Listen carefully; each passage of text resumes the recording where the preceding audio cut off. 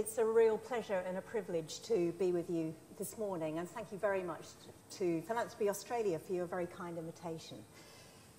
If we take one look at our world, we can find a sobering reality of war, ecological destruction and vast inequality. We've come a huge, long way on the journey of humankind, yet we face enormous challenges, many of which are converging. Look a little deeper at the world, however, and you can also find an outstanding display of love, generosity and service, with people resolutely addressing the problems at hand. And that's the business of philanthropy, and that's why I'm fascinated and enjoy being in this business of philanthropy alongside with our colleagues in Australia.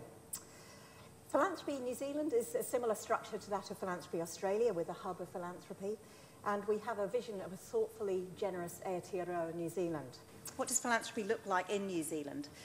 Every 5 years we commission research called Giving New Zealand, which is open source and on our website. And the last research in 2011 told us that the philanthropic funding to our sector is $2.67 billion per annum, so it's quite considerable. And that's 1.35% of our gross domestic product. Interestingly, our previous research in 2006 told us that that amount was $1.47 billion. So clearly giving is increasing. That's an increase of 80%. And also this places us top 5 globally per capita. Now you could argue that's because we've got so few people in New Zealand, but I'm very happy to tell you that we rank 4th and Australia ranks 5th. So I'm recovering from cricket, okay, so bear with. Right, so the breakdown of the 2.67 billion is that 58% of that funding comes from individuals, personal giving, high net worth and bequests, and 36% from trusts and foundations, and 6% from business. So whilst philanthropic giving increased over that period, so did the demand for funds, which I'm sure you probably see here in Australia too. We live in interesting times, as the Chinese proverb goes. This increasing demand for funding in an already cluttered market is, I think, an issue for us. In New Zealand, we've got 4.2 million population, about the population of Melbourne, but we've got over 26,000 registered charities. Coupled with that, the funding environment is also changing. The government contracting environment is moving to more efficiency, effectiveness and clear results. And in the UK, we've seen a significant shift to payment by results. The philanthropic landscape is also changing. Governance is a major area for development, certainly in New Zealand and possibly in Australia. How we use power in governance, I think, is a critical question for us to consider. And I look forward to further conversations and discussions with many of the colleagues in the room, as well as colleagues back in New Zealand. As Jenny Gill, Chief Executive of Foundation North, formerly known as the ASB Community Trust, says, philanthropy is the venture capital of social change. So clearly we need to be more efficient and effective ourselves at funding, partnering and investing strategically for long-term positive social impact. So I've been asked to talk about some of the innovations in philanthropy in New Zealand, and time is short, so there are many innovations, but I'm just going to focus on 5 briefly today. And those are new philanthropy, technology, doing it differently, Indigenous philanthropy and collaboration. So new philanthropy.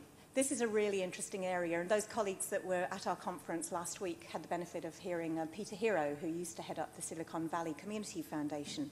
He gave a fascinating keynote around the donor behaviour of millennials who give to solutions, not organisations.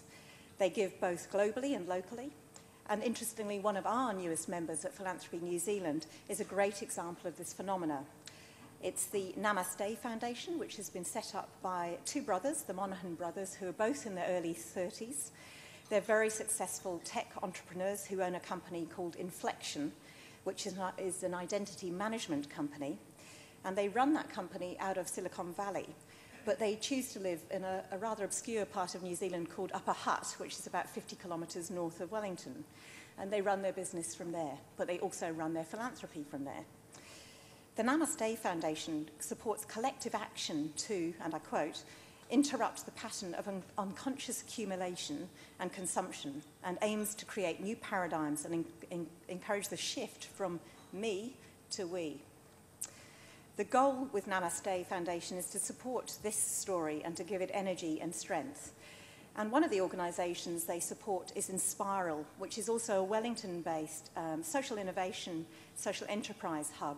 Now, rather than me trying to explain this, because clearly I'm not millennial, I'm going to show you a very brief clip. Inspiral began as a group of freelancers and activists in Wellington, New Zealand, who wanted to work collaboratively and have a positive social impact. So they started sharing resources and jobs. A range of professionals, from computer programmers and designers to lawyers and accountants, have been drawn to this new way of working together. The network continues to grow across New Zealand and around the world, collaborating online using digital tools and offline in a shared co-working space and at regular retreats. Teams come together around inspiring ideas and launch social enterprises. Inspiral Ventures contribute money, time, and skills as shared resources to the Inspiral Foundation. Everyone decides how to spend the budget together through a process of collaborative funding, where anybody can propose projects. People engage with Inspiral at different levels. Friends form the wider ecosystem of supporters.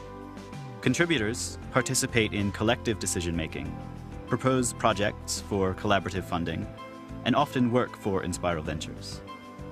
Foundation members steward the culture and social mission and collectively own the foundation. Inspiral creates innovative participatory tools and processes and open sources them. It's all in service to the vision that began it all. More people working on stuff that matters. Another project that's supported by one of our largest corporate foundations, Spark Foundation, is called Manaia Kalani.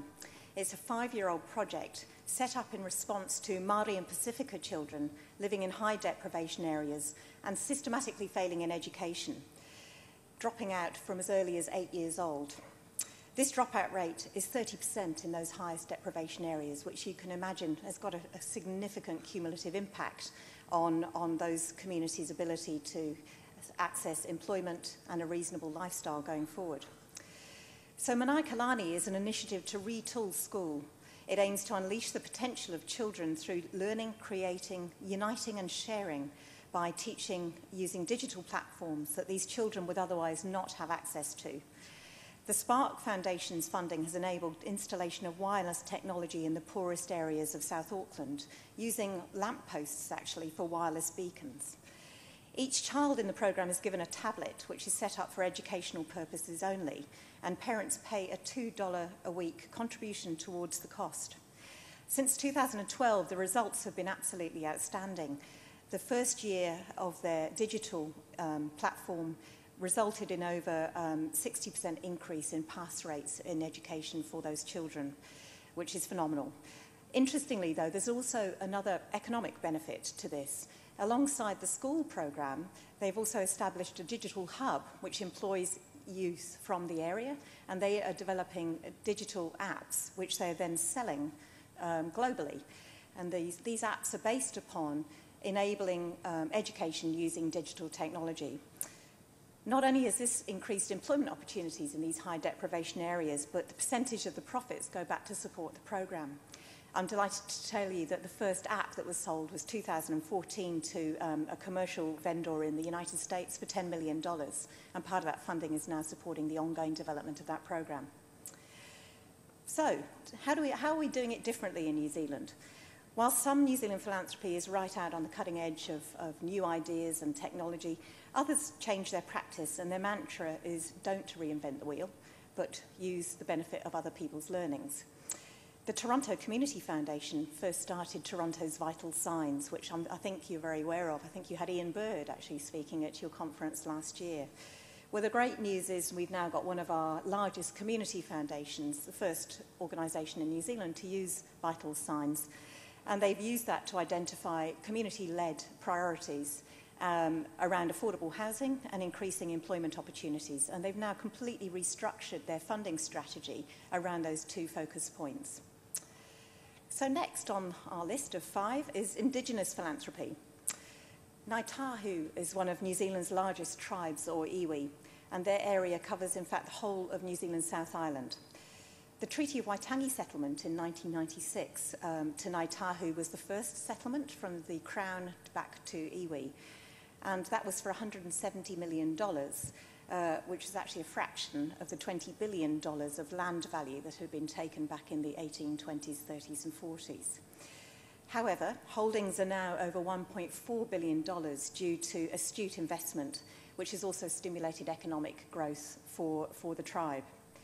In 2005, the iwi established the Ngāi Tahu Fund to ensure that the community, or whānau, have the ability to access resources to strengthen cultural excellence through sustainability, innovation and tenacity. Their vision is for commercial success to be the wind in the sails of their tribal development, which is a really interesting way to look at that, I think. And the goal is that Ngāi Tahu's commercial growth supports their perpetual tribal development journey. They have key priorities around culture, arts, language, and self-determination. And by all rights, they are doing some amazing work in terms of lifetime journey of development and education, not just for children and young people, but also for youth and getting people into employment. Why is this useful and interesting? It's useful and interesting because by 2030, what we call Pākehā European New Zealanders like myself will be in decline, if we're not already. But by 2030, Māori will be the third largest population group in New Zealand. So enabling Māori to thrive is absolutely critical to New Zealand's future. Interestingly, they also completed a 50-year plan, again leading the way for far-sighted proactive planning. One thing is very clear, is that Ngāi Tahu and all Māori will have a very significant impact in shaping New Zealand's philanthropy as well as our culture and economy going forward. Finally, collaboration. The issues that philanthropy seeks to solve are complex, as we all know. I believe there's untapped potential in creating collaboration across and between philanthropy, business, government and community to create greater positive and sustained social benefit. Clearly, collaborating with government in our environment is critical to get social innovation to scale. Philanthropy often, as we know, takes that early risk investment to gain proof of concept for new social innovation. But it's only really by government coming in, or business and other investors, that we can get that proof of concept to scale. Philanthropy New Zealand has been working with the New Zealand government and have developed very strong working relationships over the last 18 months. We now have a quarterly planning meeting with chief executives of the 15 largest government departments, and we bring philanthropic leaders into that discussion each quarter to look at areas of collaboration around specific shared interests. The outcomes to date are that philanthropists are joining the government's regional children's action teams, creating a joined-up approach to investment for vulnerable children. You may also recall that I mentioned that only 6% of giving in New Zealand was from the business sector. Philanthropy New Zealand created its business giving network a year ago for business to learn from other business about how to structure strategic and impactful philanthropy. So much of giving in this sector is well-intentioned, but frankly can miss the mark. To coin a phrase that a colleague of mine uses, it's pray and spray. Philanthropy New Zealand is working with a group of 10 large corporations, including Microsoft, Vodafone, Progressive Enterprises, KPMG and Downers. And we're sharing best practice between those businesses, and it's business voiced. And the intention later this year is that we'll be gifting tools, templates, policies and methodology and measurement to small to medium-sized business, which is the majority of New Zealand's economy. The purpose of that is to gain a snowball effect, to extend the benefit of philanthropy for business that works for business. There's much more to do, however, and I'm delighted that Philanthropy Australia and New Zealand are doing some joint planning. It's critical, I believe, that we create greater value for our members for both of our organisations. As we know, philanthropy works on tough issues, but as Winston Churchill said, a pessimist sees the difficulty in every opportunity, an optimist sees the opportunity in every difficulty. I'm with the optimists. Thank you.